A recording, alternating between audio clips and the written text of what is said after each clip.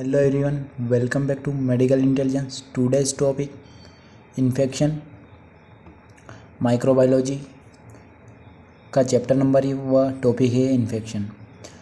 तो इन्फेक्शन क्या होता है, इसकी डेफिनेशन पढ़ने वाले। तो definition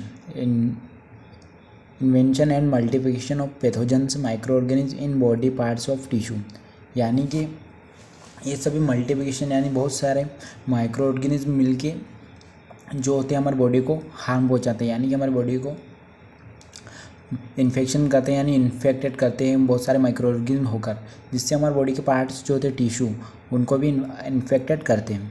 which many produce substance tissue injury and progress of disease through a variety of cellular of toxic mechanism, यानी कि ये जो माइक्रो ऑर्गेनिज्म होते हैं ये सब्सटेंस प्रोड्यूस करते हैं जो कि हमारी बॉडी में जाकर कहीं भी इंजरी करती है और इंजरी की मदद से इन्फेक्शन फैलता है। ये इंजरी से इन्फेक्शन फैलता है, जिससे कि सेल्यूलर और टॉक्सिक मैकेनिज्म होते हैं ये micro organism. Classification of infection, primary infection, यानी कि the initial of the first infection cases bye the infected organism, यानी कि प्राइमरी इन्फेक्शन उसे कहते हैं जो कि फर्स्ट टाइम इन्फेक्टेड होता है। फिर आता है second infection, when there is a body resistant of first of a lowered by pre existing infection disease of a new organism many setup of disease called second infection, यानी कि आपको primary infection यानी कि पहली बार infection हुआ है और सही होने के बाद फिर कुछ दिनों बाद फिर से इन्फेक्शन हो गया तो उसे सेकेंडरी इन्फेक्शन कहा जाता है। फिर आता है थर्ड री infection, substance infection by the same organism is called री इन्फेक्शन, यानी कि री इन्फेक्शन यानी कि पहले आपको हो गया है उसके बाद फिर से डबल हो गया है, यानी 1 से 2 दिन के बाद फिर से हो गया है तो उसे री इन्फेक्शन कहते हैं। और सेकेंड इन्फेक्शन जो है इसमें डिफरेंस ये है कि सेकेंड बार इन्फेक्शन होता है, यानी कि एक बार उस बैक्टीरिया से इन्फेक्शन हो गया, सेकेंड बार इन्फेक्शन होता है उसे सेकेंडरी कहते हैं।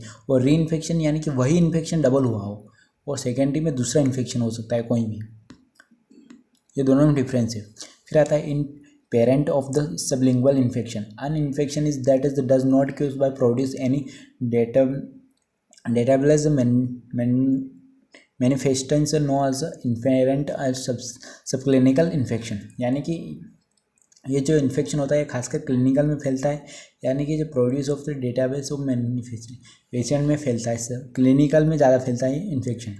फिर आता है cross infection, when is a new infection from the patient और healthy staff carries a set of the already diseased person, it is called cross infection, यानी कि जब स्टाफ नर्सिंग स्टाफ समझिए या फिर डॉक्टर समझिए, अगर उस इन्फेक्टेड पेशेंट से अगर बिना ग्लव्स वेयर किए अगर डॉक्टर ने उसको छुआ है और फिर जो नया पेशेंट आया उसको भी वैसे ही छुआ है, यानी कि जो आर्टिकल इन्फेक्टेड वाले पेशेंट को यूज़ करें हैं डॉक्टर ने वही अगर सही स्वस्थ व्यक्ति को अगर डॉक्टर यूज़ करेगा तो उससे दूसरे पेशेंट को भी क्रॉस इन्फेक्शन फैलेगा, यानी कि स्टाफ के जरिए जो इन्फेक्शन फैलेगा उसे क्रॉस इन्फेक्शन कहते हैं। फिर आता है हॉस्पिटल एक्वायर्ड और non comical infection, cross infection acquired in hospital called non infection, यानी कि ये जो क्रॉस इन्फेक्शन होता है उसका ये थोड़ा सा मिलता जुलता होता है इन्फेक्शन, जिसे नॉन क्लिनिकल इन्फेक्शन कहते हैं। फिर आता है atypical infection where is the typical और characteristic clinical manifestation of a disease और lacking a called atypical infection, यानी कि ये भी क्लिनिकल में जो मैनिफेस्टेशन करते हैं उसमें से कहीं जो डिसीज़ होती है जिसके कारण ही इन्फेक्शन फैलता है। फिर आता है focal infection, a condition in which is an infection at a localised sites produce a general effect of body is called focal infection, यानी कि ये जो इन्फेक्शन होता है ये जो पर्टिकुलर जो साइड होती है हमारी बॉडी उस पर ये फैलता है, जनरली इन्फेक्शन भी इसे कहते हैं।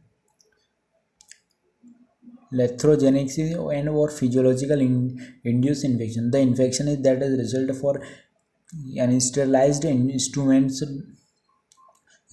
drugs therapy ending infected especially of any diagnostic procedure and laboratory staff, यानी कि जब फिजिशियन जो होते हैं वो इन्फेक्टेड आर्टिकल अगर यूज़ कर लेते हैं दूसरे पेशेंट पर तो उससे इन्फेक्शन फैल सकता है, जिसे जो कि इसके अंदर आता है फिजिशियन इंड्यूस इन्फेक्शन के अंदर आता है। फिर आता है acute infection, an infection which is latest for relatively short term 5 days या 5 week इज मीन्स, यानी एक्यूट इन्फेक्शन जो होता है कि 5 डे तक जो रहता है उसे एक्यूट इन्फेक्शन कहते हैं। फिर आता है chronic infection. An infection is which is the latest for the long time, यानी कि लॉन्ग टाइम तक रहता है, मंथ ईयर तक रहता है, उसे क्रॉनिक इन्फेक्शन कहते हैं, जिसके अंदर आती है TB. Mixed infection, an infection caused bye 2 और मोर इन्फेक्शन, यानी कि बहुत सारे इन्फेक्शन, अगर यानी कि कौन सी एक बीमारी उसका एक इन्फेक्शन और बहुत सारे इन्फेक्शन उसके अंदर मिक्स है तो उसे मिक्सड इन्फेक्शन कहते हैं। फिर आता है terminal infection. An acute infection occurring near the end of the disease and often causing death, यानी कि टर्मिनल इन्फेक्शन जो होता है यह इससे होने के बाद ये प्रिवेंट नहीं किया जा सकता, इसके बाद सीधी डेथ होती है पेशेंट की। तो ये इन्फेक्शन आता है। फिर सोर्स ऑफ इन्फेक्शन, कौन कौन से सोर्स होते हैं जिसकी मदद से इन्फेक्शन फैलता है। इन्फेक्शन में भी accurate endogenously infection caused by body and its own normal flora और exogenously infection caused by organism from the source of outside and the body, यानी कि इन्फेक्शन के बहुत सारे सोर्स होते हैं जो कि हमारे बॉडी से बाहर जो इन्वायरमेंट होता है उसकी मदद से भी इन्फेक्शन फैलता है। तो यहाँ पर सोर्स के बारे में बात करने वाले हैं। तो जिसके अंदर पहला आता है endogenesis source. This source is lead the endogenesis auto infection. This source of the infection is body on normal flora which may be behave in this pathogens outside their normal habits is coli normal flora. It is infected tract may be causes urinary tract infection where radiance and normal flora of the mouth में भी case infected एंडोक्राइटिस, यानी कि एंडोजेनेसिस source जो होते हैं यानी कि इसकी मदद से इन्फेक्शन फैलते हैं, जिसके अंदर आते हैं हमारे जो यूरिनरी जो ट्रैक्ट होते हैं जिसकी मदद यानी कि हमारे जो यूरिनरी सिस्टम यूरिनरी ट्रैक्ट होता है वहाँ पर इन्फेक्शन इसी की मदद से फैलता है, यानी कि हमारे जो बॉडी का फ्लोरा होता है इसकी मदद से इन्फेक्शन फैलता है जो कि इसके अंदर आता है। फिर आता है exogenesis source. Manage himself this is a common source of the infection who may be patient और कैरीज।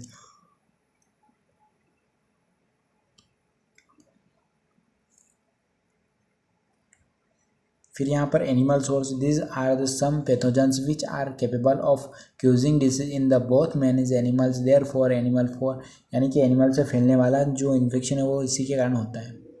फिर आता है incident. The disease cause by the infected are collect arthropod bones, यानी कि बोन्स जो होती है वो जिससे इन्फेक्शन फैलता है, जिसे ट्रांसमिशन, यानी कि समझ लीजिए कि किसी का बोन मैरो ट्रांसफ़र कराए तो वो इन्फेक्टेड था तो उसके कारण भी इन्फेक्शन फैलता है जो कि इसके अंदर आता है। फिर आता है soil. Soil mineral survey is important source of parasitic infection like roundworm is hookworm infection spores of tetanus gas gangrenes remain babies in soil formation, यानी कि सोइल यानी कि कहीं पर आपकी लग गई है तो उससे भी इन्फेक्शन फैलते हैं, यानी कि जो खुला जो घाव होता है उससे इन्फेक्शन फैलते हैं जो जिसके कारण हमें टिटनेस इंजेक्शन भी लगाने पड़ते हैं।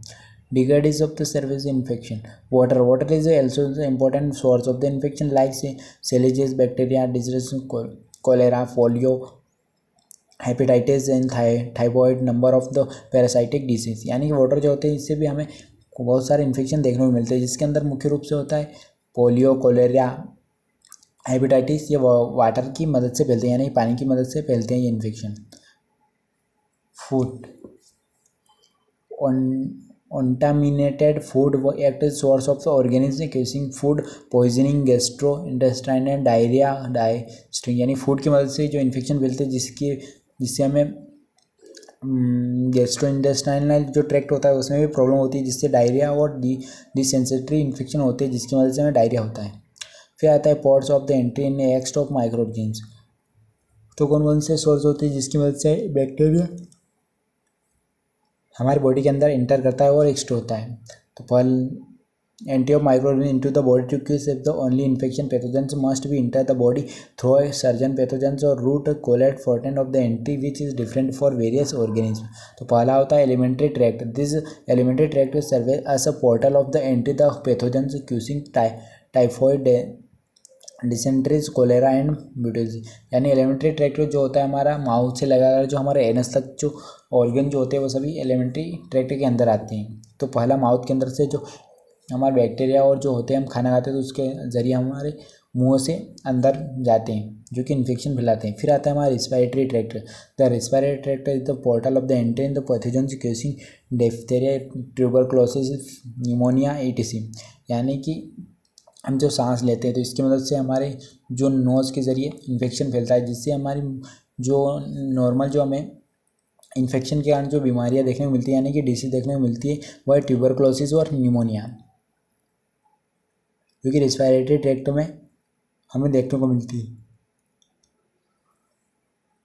PhD एड्स पैथोजेंस यानी कि यूरोजेनेटरी जो ट्रैक्ट होता है यानी कि यानी कि जो हमारे जो यूरिनरी जो एरिया होते हैं वहाँ पर भी हमें बहुत सारे इन्फेक्शन देखने को मिलते हैं, यानी कि एड्स, गोनोरिया से सेप्सिस, यानी कि बहुत सारे ये जेनाइटल यानी जेनाइटल एरिया को हम क्लीन नहीं करेंगे सही से, जहाँ पर इन्फेक्शन फैलने का ज़्यादा खतरा रहता है या फिर कॉन्टैक्ट में होने से भी फैलता है। Inclusion some pathogens enter the body through skin और mucus membrane through the solution wound and burns to cause severe wound infection, यानी कि हमारा हाथ जल गया या फिर वुंड हो गया है तो जिसकी मदद जिससे भी इन्फेक्शन फैलता है, जो कि हमारी जो मेन स्किन होती है इस पर बहुत सारे बैक्टीरिया और वायरसेस होते हैं जिसकी मदद से इन्फेक्शन फैलता है। Route mode of transmission of infection, कौन कौन से रूट्स होते हैं इन्फेक्शन फैलने के? तो पहला है direct transmission. Direct transmission from the individual, otherwise the time required for the such as transmission is a very short, generally only 5 minutes. Direct transmission include यानी डायरेक्ट ट्रांसमिशन जो होता है जो कि हमारी बॉडी में होता है, समझ लीजिए आपकी हाथ पर घाव हो गया यानी कि आपके हाथ पर गलती से कट लग गया है तो उसमें जो डायरेक्ट माइक्रो ऑर्गेनिज्म जो है वो डायरेक्ट एंटर करेंगे तो जिससे डायरेक्ट इन्फेक्शन फैल सकता है। या फिर डायरेक्ट फिर आता है ट्रांसमिशन थ्रू कॉन्टैक्ट, यानी डायरेक्ट ट्रांसमिशन के अंदर भी पॉइंट है तो डायरेक्ट थ्रो के डायरेक्ट कॉन्टैक्ट के यानी कॉन्टैक्ट करेंगे तो इसके अंदर भी फैल सकता है इन्फेक्शन। तो यहाँ पर दे रखा है मे बी एक्वायर्ड डायरेक्ट और indirect contact with this patient, sexually transmission disease AIDS. Sexually transmission जो होते हैं जिसकी मदद से भी एड्स फैलते हैं, यानी मेल फीमेल का सेक्सुअली जो ट्रांसमिशन होगा उससे भी बहुत सारे बीमारियां होती है जिससे इन्फेक्शन फैलते हैं, जिसके अंदर आता है एड्स, गोनोरिया, स्पेसिल्स। फिर आता है ट्रांसमिशन थ्रू इन्फेक्टेड हैंड्स, यानी हैंड कॉन्टैक्ट से भी अगर हम किसी से हाथ मिलाए तो उसकी मदद से भी इन्फेक्शन फैलता है। तो यहाँ पर देख सकते हो इन्फेक्टेड हैंड। फिर आता है हमारा थर्ड ट्रांसमिशन थ्रू ड्रॉपलेट्स, ईयरवन्स ट्रांसमिशंस, यानी कि यहाँ पर देख सकते हो inhalation of the droplet saliva nasal secretion explain for the mouth infected person while coughing sneezing speaking may be transmission infection healthy individual pathogens to diphtheria influenza TB whooping cough measles बम्स are transmitted through droplets infection, यानी कि हम छींकेंगे या खांसेंगे या फिर हमारा जो saliva है वो दूसरे पर गिरेगा तो इसकी वजह से भी इन्फेक्शन फैलता है, जो कि हमारे जो खांसते हैं तो उसमें जो बूंद होते हैं यानी कि वो हमारे वायु में जाएंगे यानी कि हवा में जाएंगे तो जिसकी मदद से भी इन्फेक्शन फैलता है। फिर आता है transmission from mother to foetus, यानी कि इसमें जो दे रखा है टॉक्सोप्लाज्मा जो गोनाइटिस rubella virus herpes virus of HIV can cross the placenta various infected this foetus, यानी कि मदर को अगर कोई सी डिजीज़ या कौन सी बीमारी है तो वो जो हमारा फीटस रहेगा यानी कि जो बच्चा रहेगा, जो प्रेग्नेंट महिला है वो प्लेसेंटा के ज़रिए जो बेबी जन्म लेगा उसको भेज जाएगी या फिर ब्रेस्ट फीडिंग कराते टाइम भी दूसरे जो बच्चा रहेगा उसको भी यह बीमारी होएगी।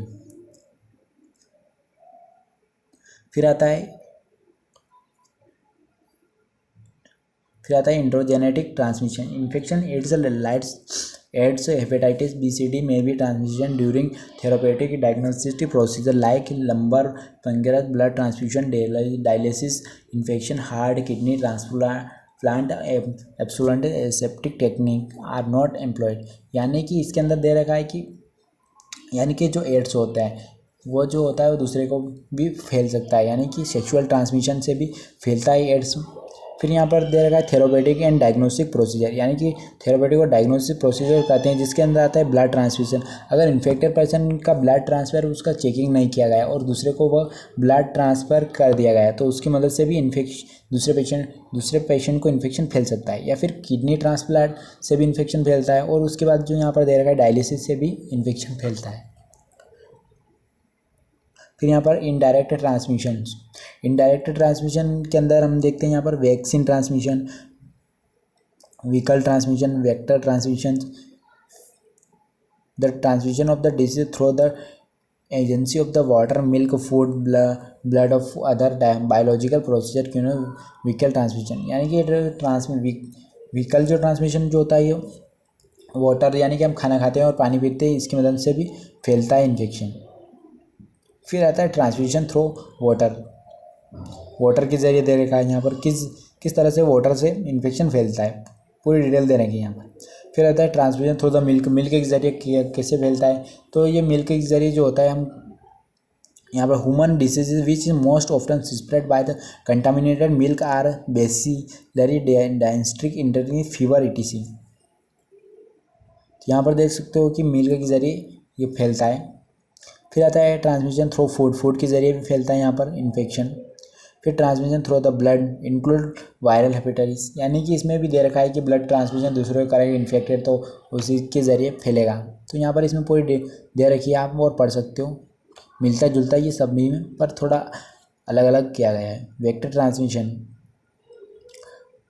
वेक्टर ट्रांसमिशन यहाँ पर दे रहा है arthropods of the was invertebrate host is that transmit infection is mosquitoes, flies, fleas, ticks, mites, lice, they transmitted this disease either the by enclaves into the skin by the beating or by disposing infected material of skin, food or other object, यानी कि other जो object होते हैं वो skin पर touch होंगे जिसकी मदद से इन्फेक्शन फैलेगा और मैकेनिज्म और बायोलॉजिकल तरह से भी इन्फेक्शन फैलेगा। फिर यहाँ पर इसके अंदर है mechanism transmission, it is implies perceive and tract infection of infection agent. फिर यहाँ पर बायोलॉजिकल ट्रांसमिशन से भी फैलता है इन्फेक्शन। तो multiplication period of the development of both the body of the vector biological require and incubation period extend including period before vector. तो यहाँ पर देख सकते हो हमारा इन्फेक्शन वाला टॉपिक कंप्लीट हो गया है। अगर अच्छे लगे नोट्स हो तो प्लीज़ चैनल को सब्सक्राइब करिए और वीडियो लाइक करिए आगे ही नोट्स ऐसे ही पाने के लिए।